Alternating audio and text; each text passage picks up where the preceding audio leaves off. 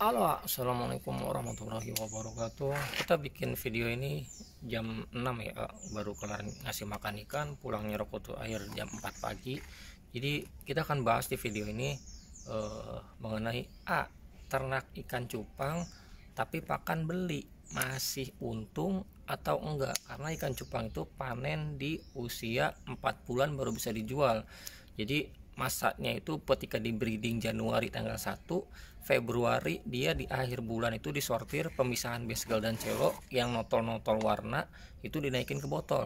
Nah, setelah di botol dirawat 2 bulan lagi sampai ke 4 bulan atau bulan April baru bisa di posting dijual, karena size nya udah pasti enak dan juga warna udah pasti hampir ngeblok lah, seperti itu udah enak nah mutasinya. Nah, gue akan bahas di video ini jadi buat kalian yang penasaran atau yang pengen tahu gimana cara skema manajemen bisnis di usaha ikan cupang ketika pakan otomatis beli lah, intinya beli ya. Jadi nggak nyerok kan, nggak di alam lah, karena ketersediaan lah mungkin. Jadi gua akan bahas video ini. Jadi gini ya, lo harus milih salah satu dulu, breeder atau seller, karena di usaha ikan cupang itu ada dua ya, seller, breeder. Dan yang ketiga itu penjual pakan hidup dan juga aksesoris masuk ke ketiga. Tapi kita bahas di yang pertama dulu, breeder. Jadi kalau kalian lihat ini yang di kolam gua 1 2 3 4 5 sama yang di ujung sana itu ada 6 kolam ini yang akan kita panen di akhir bulan ini, di akhir Februari atau 1 minggu lagi lah. Kenapa 1 minggu lagi? Karena kalau sekarang belum siap jadi lagi ngerapihin yang lainnya juga. Jadi gua akan bahas video ini. Kalau kalian beli pakan ya untuk ternak ikan cupang, saran gua dari pengalaman yang gua lakuin, kalau pakannya masih terhitung di bawah 2 juta operasional pakan ya, 2 juta itu sebulan. Tapi kalau untuk 2 juta sebulan, artinya kalian beli pakan untuk burayaknya aja, itu berarti kalian harus punya minimal 30 lubuk. 30 lubuk itu kalau misalnya kalian satu lubuk ya bisa hidup di angka minimal 200 ekor, itu udah pasti cuan, udah pasti untung. Kenapa gue bisa ngomong kayak gitu? Karena gue udah ngalamin sendiri.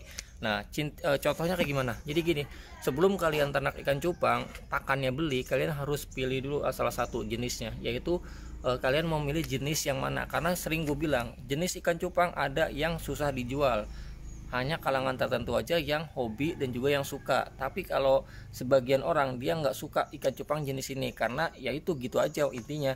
Jadi gua nggak bisa sebut namanya jenisnya apa, intinya adalah sebagian ikan cupang yang memang susah dijual. Tapi gua bahas yang gua jual aja ya. Antara yang gua jual tuh FCCP Redhead Startail, FCCP Redhead sama Yellow, plakat koi ini banyak turunannya, ada multicolor, ada RGG, ada barongsai, ada guardian, ada plakat koi, ada multicolor metalik, segala macam banyak lah. Terus ada half moon ini yang gue jual cuma HM multicolor, ini gue breeding. Terus ada jenisnya satu lagi avatar, ini juga masuknya ke avatar koi yang nomor 2. Terus ada lagi jenisnya apa, blue rim. Nah, blue rim. Terus satu lagi ini apa yang masuk untuk dijual di sini, yang terakhir ini jenisnya apa gue lupa, pokoknya 4 lah intinya. 4 ini aja yang gua jual di sini. Nah, FCCP plakat koi banyak turunannya, plakat koinya, terus blue rim sama satu lagi HM koi ya. Nah, kalau misalnya kalian pengen breeding, jangan ternak ikan cupang yang susah dijual, karena ketika panen kalau ketika panen kalian panen besar apalagi, itu susah dijualnya. Nah, kalian pasti akan berasumsi ikan cupang nggak laku ya, saya ngejual ikan cupang kok nggak laku-laku. Sebenarnya bukan ikan cupang yang nggak laku, tapi kesalahan kalian dalam memilih jenis ikan cupang yang ketika mau di breeding itu kalian tidak melihat pangsa pasarnya, peluang pasarnya. Karena dalam bisnis manajemen kalian pasti, gue waktu SMK itu diajarin peluang bisnis itu kan kita harus melihat peluang pasarnya, terus permintaannya, cara pemasarannya, segala macam itu dipraktekin juga waktu SMK. Waktu walaupun gue nggak belajar secara teorinya, tapi prakteknya ya itu diajarin juga sedikit-sedikit. Jadi kita ambil aja kalau misalnya cara pemasaran, cara belajar bisnis manajemen, nggak perlu kita datang ke seminar segala macam, nggak perlu. Kenapa gue bilang nggak perlu datang ke seminar segala macam? Kalau misalnya kalian pengen belajar marketing, terus pengen belajar pemasaran segala macam, nggak perlu. Kalian tinggal lihat aja mereka yang udah bisa berkembang usahanya, mereka yang udah jalan usahanya, apalagi udah bisa berjalan lebih dari setahun 2 tahun, terus mereka bisa mempunyai omset yang lumayan. Nah, kalian tinggal lihat aja contoh marketing mereka kayak gimana, contoh pemasaran mereka kayak gimana, terus contoh penjualan mereka kayak gimana, teknik marketing mereka kayak gimana.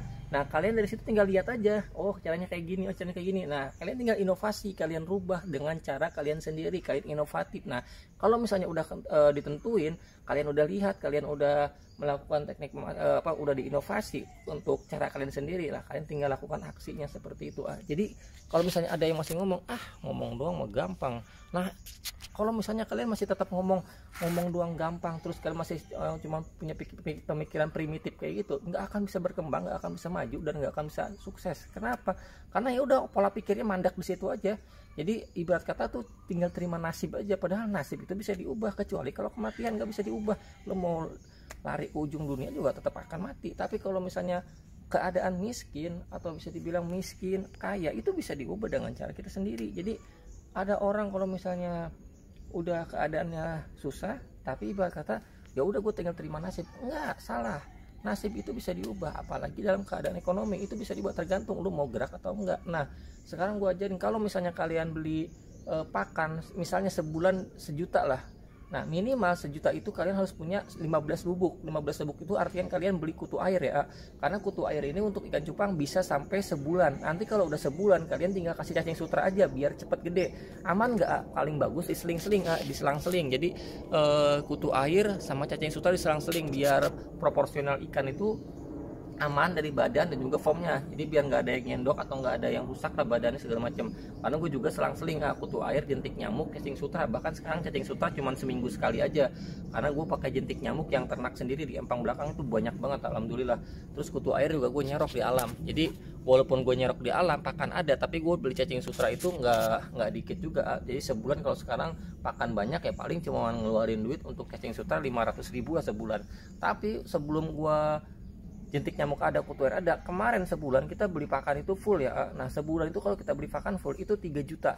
Jadi kalau misalnya gue beli pakan, otomatis kalau misalnya di alam nggak ada, di empang nggak ada, kita tetap harus beli. Nah, kita ngeluarin biaya untuk operasional pakan itu 3 juta ya. 3 juta itu cacing sutra sama kutu air, karena sehari itu kita beli 100.000 ya. Jadi kalau misalnya setiap hari kita beli ya pasti 30 hari dikali 100.000, 3 juta. Nah, itu ketutup nggak sama operasionalnya? Itu belum cuman pakan doang ya, belum sama ketapang juga kita beli karena kita belum ngolah lagi. Terus apalagi kalau misalnya ada karyawan, bayar karyawan itu sebulan juga nggak dikit. Tapi kalau misalnya di total ya itu habis lumayan lah, 6-7 juta lah range lah untuk pengeluaran di biaya ikan cupang dong. Nah, berarti untuk 6-7 juta itu kalau misalnya pengeluarannya segitu, berarti kan omsetnya pendapatannya lebih dari pengeluarannya. Artinya ada lebihnya lah pasti. Nah, kalau misalnya kalian pakannya beli cuman sebulan 1 juta atau 2 juta, itu kalian harus ngebreed minimal sebulan itu 30